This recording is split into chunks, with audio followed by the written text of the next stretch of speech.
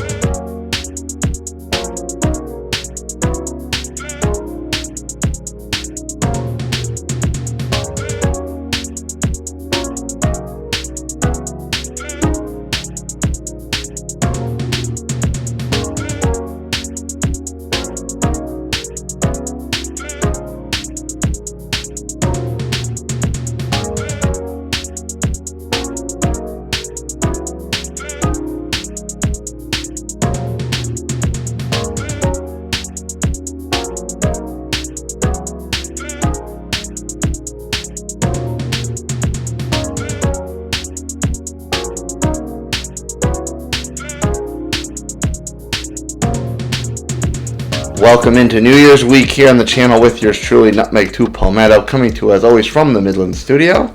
We're going to start off the week nice and proper with a very famous beer around the parts, these here parts down in South Carolina. Legal Remedy, big name up in Rock Hill. Just a very quick straight shot up I-20 to 77 for me, just shy of the North Carolina border. This is called Pro Bono Vanilla Porter. You will find this beer a lot in distro. You'll find it a lot on taps around bars and tap houses and such throughout the state. We'll look at the can as we always inspect to see what kind of information we can find on it. Of course, on the back, Legal Remedy's tagline, "Justice never tasted so good." Independently brewed and canned by Legal Remedy Brewing Limited Company, Rock Hill, South Carolina, legalremedybrewing.com. 12 fluid ounces. Of course, that's a 12-ounce can. Pro Bono, Legal Remedy Brewing Company, LRB. You'll see the logo with the big gavel in the center of it. Pro Bono Vanilla Porter. Quote, "Justice for the masses. Porter with added vanilla and coffee." This checks in, and I don't think I ever realized this had quite the punch, but this is a 9% beer. Look, I'm not lying. It's right there on the can, 9%. On the other side, this is actually, now I know I've seen this on other Legal Remedy cans before, but I don't know if I've ever really put two and two together with what it represents. So there's a scale. There's a scale on the side, balancing much like the balanced arms of justice. 56 SRM, which I know is a beer term, but if anyone wants to educate me and tell me what that stands for, leave it in the comments. 38 IBU, as Dave's TV likes, as well as Brian the Beer Snob likes to see IBUs listed right on the can. And in the scale, you'll see coffee, vanilla on one side and malts on the other side. I'll leave that up for a second. You can kind of see that if the light will be kind to me. And there's another logo that you've probably now seen a few times. We'll show the Knowledge Perk right underneath the scale. And there's a little blurb about that. This Imperial Porter is no ordinary exercise in community service, with vanilla and cold brew coffee from our local friends at Knowledge Perk. It's for the people who need it most. That makes justice for the masses. So Knowledge Perk, much probably like Central Perk from the 90s popular sitcom Friends, It's a coffee shop. That seems like what it is. A little bit of Untapped, as we always check. Oh, same information that was on the can as far as style. Porter, Imperial /double, 9% ABV, 38 IBU. Has a global ranking amongst 5,734 ratings, 3.87. A hefty porter with malty sweetness from dark crystal malts and heaps of roasty chocolate plus black malts.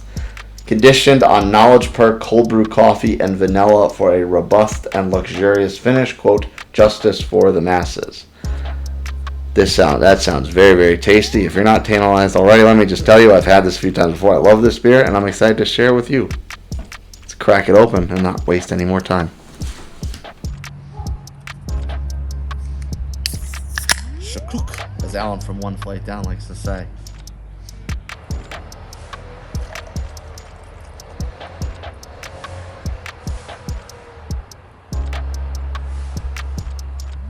Top this off.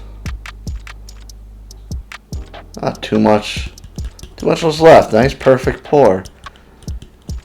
You saw the head was much more frothy and foamy when I poured it on camera. Brought to you a nice frothy head, brought to you by the hard pour, of course.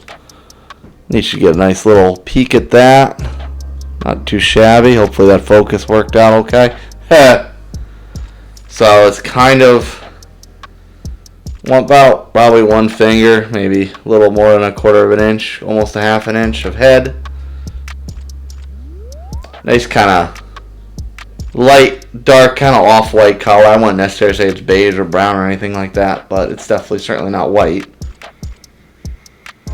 The nose is, oh, eek! The nose is a lot of that roastiness from the coffee. That cold brew coffee.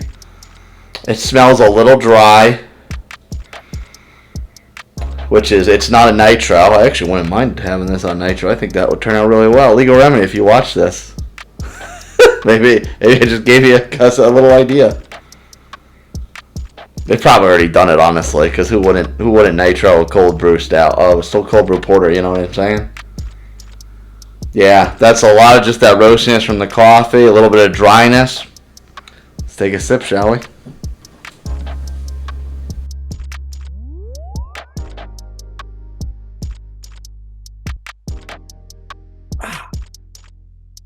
Ooh.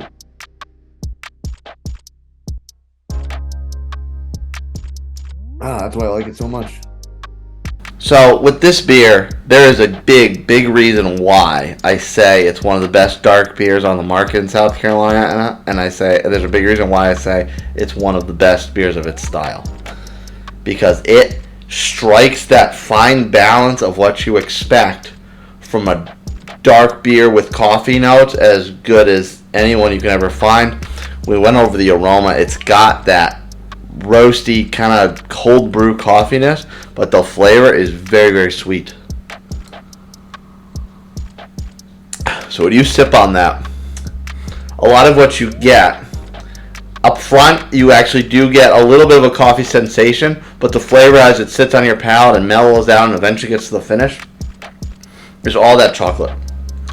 It kind of mellows out a little bit more on like that sweeter milk chocolate type, and then finishes more of like a bitter kind of dark chocolate flavor note. Super, super well balanced. It just has that nice little punch, nice little pop of that chocolate sweetness in there. Yummy, yummy, yummy. That I can't sing up because I'm not a coffee drinker.